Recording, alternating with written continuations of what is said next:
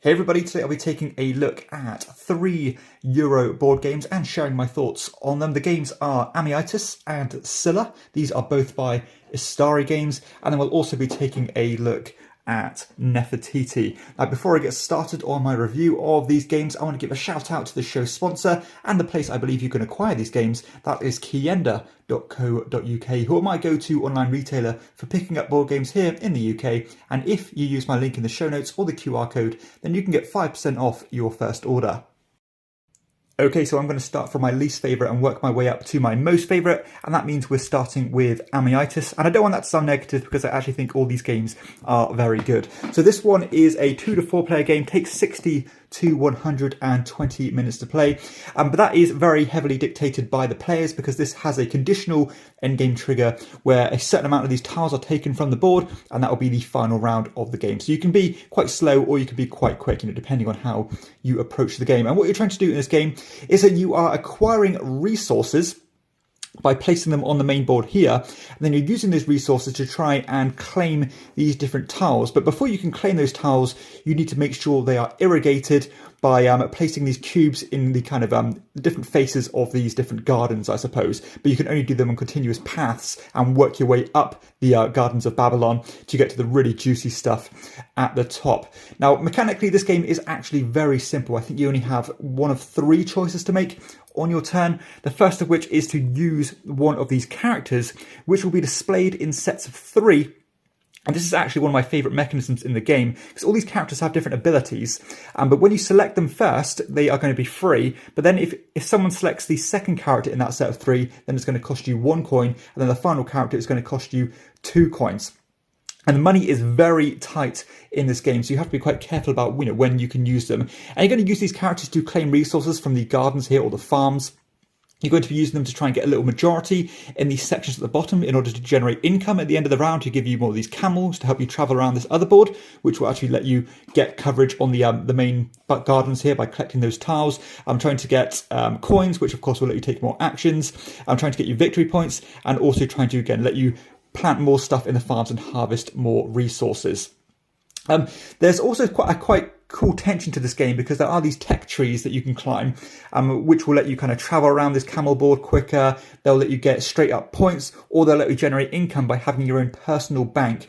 And there is always fewer of those cards available than the number of players. So you need to be making sure you get in there quickly or miss out on the opportunity to get onto that ladder. So there really is this sense of urgency with the game that shines through strongly in pretty much every aspect to it. If you're doing one thing in this game, you are giving up something else. For example, I might really want to claim one of these characters while they're cheap, but if I'm doing that, somebody might move this camel around the rondelle, meaning that it's completely messed up my alternate plans. So definitely, definitely has a lot of turn angst here, and you need to prioritize your turns very carefully. I actually think the game is very good. It's actually extremely well balanced. You can go for quick grabs by trying to climb those tech trees or getting points by instantly irrigating these tiles.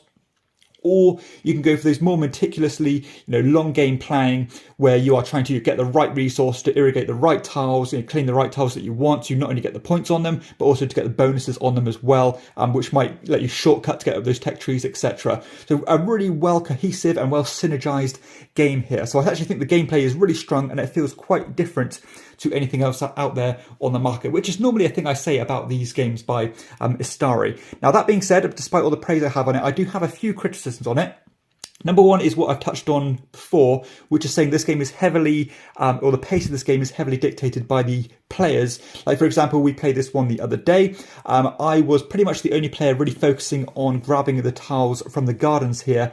And what that meant was the game was quite slow because, again, that game end doesn't get triggered until there are quite a fair amount of these gardens taken. Whereas if we all focused on that strategy, the game would have ended a lot quicker. So we were pushing towards that kind of 1.5 to 2 hour mark, where I would have been much more comfortable if this game was quite steadily or reliably 60 minutes long. I also feel the game can feel a little bit grindy at times because you do need very particular resources at particular times, and lining them up can be quite difficult, especially considering that you cannot carry resources from one round to the next, or at least you have a very small capacity to do that. So it can be a bit frustrating when you have the perfect resources, but somebody moves the camel past the card you wanted, and you have to wait for it to go all the way around the rondel before you can do it again. But that is part of the turn angst, and you really do need to consider that and factor that into your strategy. But other than that, the game is rock solid. My few issues with it slightly take it below a recommendation, but it certainly is way better than most of the games being released today, and I definitely wouldn't look past this one. And if you are interested, give it a look, and if you can find a second-hand copy out there on the market, I would recommend you give it a go. So that is Amyitis. The next game I'm looking at here is Nefertiti. So this is a 3 to 4 player game that takes around 45 minutes to play. So there is unfortunately no 2-player option here, but this is an auction and set collection style game as you're trying to collect these artifacts here. But there is a twist on the way you collect these artifacts, because you are incentivized to monopolize a certain item. So for example, if I was the player to have, or the only player to collect all these mirrors, for example, I would get way more points than if those mirrors were shared amongst the other players. So what that means is that, of course, you are trying to hoard a certain type of item, but you also want to try and prevent other people from hoarding a particular type of item and get some investment in there to not only help you, but to hurt them as well. And I know there are a ton of auction games out there and bidding games, and I have a lot of them, but this one is a solid one, and that is because it does a few things differently, and that is mainly linked to the way that these auctions end. Because you can see here you have a bunch of different auctions going on at once, and these will all trigger, or the end of these auctions will trigger in certain ways. Like, for example, this one here, I believe you want to be trying to do like a tic-tac-toe kind of thing. So as soon as there is a diagonal line, a vertical line, or a horizontal line of bids being placed, then that is going to end that auction. Or there's ones here where you want to get a complete total value of 17 plus in terms of the bids that have been made. Or this one here, the auction will end when there are 4 chaining together. So yeah, they're all different and they all work in different ways. And also when these auctions are ended, they will start from the highest bid and work down in terms of collecting these items. And you'll have to spend this amount of money that you've bid, of course. But if you are following another player bidding, you have the option to either bid that amount of money you've spent yourself and claim another item, or you can mop up the money that the previous player spent. And this is a closed economy game, so money in this game is very tight. There's never any more money added to the system. So having your fair share and having that kind of leverage throughout the game is an important part of it. So that is what I like about the game. There are a few things here that I'm not saying I have an issue with, but I think they are a little bit superfluous. Like, for example, you have these special character cards, and when I've ever played this game, these really don't come into play. I think the symbology isn't great, and sometimes there's more effort than it's worth to actually research what they do. But other than that, it's a very simple game. It's kind of a family plus weight game, but there's some cool little twists on it. And if you want an auction game out there that's a bit different to anything else, I would give this one a look. So I think this is a really good game. It probably would be higher on my ratings if I didn't have so many great auction games. So I think this is a really solid one, but it's not up there with the best of them. Therefore, it's hard for me to say, recommend Nefertiti amongst all these other ones. But still, it is good in its own right. And if I'm, reviewing this in isolation, there's certainly not much I can criticize about it. So that is Nefertiti.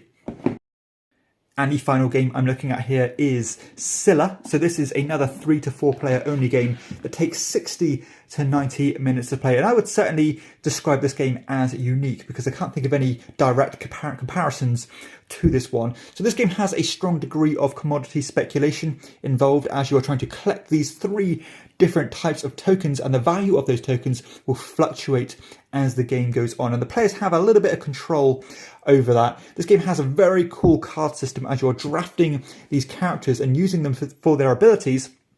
They might be things such as the senators, which will give you voting power or give you more strength when it comes to being first player, which is a very important part of this game. Or there might be these merchants, which will give you more income during the income phase, or these builders, which will give you more power to build buildings. But the twist on this one is that if you want to use these characters for their powers, you're going to have to sacrifice them for their ability to claim these buildings. And these buildings are very useful because they will let you get these kind of fields, and these fields will let you or reduce the risk of you losing points when it comes to feeding your kind of economy, I suppose, or feeding your little civilization, or it'll give you like more tokens, it will give you more income during the income phase, all these kind of things. So I love the way that in order to do one thing, you're going to have to sacrifice another. I also love this blind bidding system when it comes to this phase here, where you have this event for the round, I suppose, where you're using your influence, which is either money or your senators, and blind bidding them with the other players and trying to have the majority. And if you have the majority, you will kind of get more points, or you can have the power to manipulate the different commodities, which we've talked about before. I also love the way that this game fights back against you, because you have this kind of threat management system where at the end of every round, you need to be making sure you are kind of trying to contribute to fight off these communal threats, which will kind of let you or force you to flip over some of your characters, or it might make you slide certain commodities down and make them worth less, that kind of thing. But you can really use this to your advantage. Like, for example, one of the cards is to flip over your slave cards. And if you don't have slave cards and everybody else does, you might think, well, I don't need to contribute to that, because why do I? I don't care if the other players lose their slaves, because I'm going to benefit from that. So it works really cool. It's always kind of changing. It's a very dynamic game and a very nice cohesive package here that it just feels like it's got everything involved and you don't need to add any more content to it. I was blown away with the way this game was designed. I know it's not terribly well reviewed, at least on Board Game Geek or anything like that, and I'm absolutely astonished why that is the case. This is one of the most impressive games I've played for quite some time, and I think this is a hidden gem and definitely going to going straight into my collection, and I cannot wait to play it more because I had an absolute blast with this one. I highly recommend you get this one. Another game I can pretty certainly say you'll get at an affordable price on the second-hand market. So if you can find a copy out there in the wild and you like your Euros and your tastes align with mine, then definitely give Sylla a look. It definitely gets a chairman's commendation, and it's gone straight into my top 100. So there we have it. That's my thoughts on these three games. Some really good designs here, especially Sylla, which I think is an absolute great game. Hopefully you've enjoyed the video and I've cast some attention on these games that aren't often talked about and are often overlooked. If you have enjoyed the video, please be sure to hit like and subscribe to my channel. But for everybody else, I'll see you next time on Chairman of the Board. Bye-bye.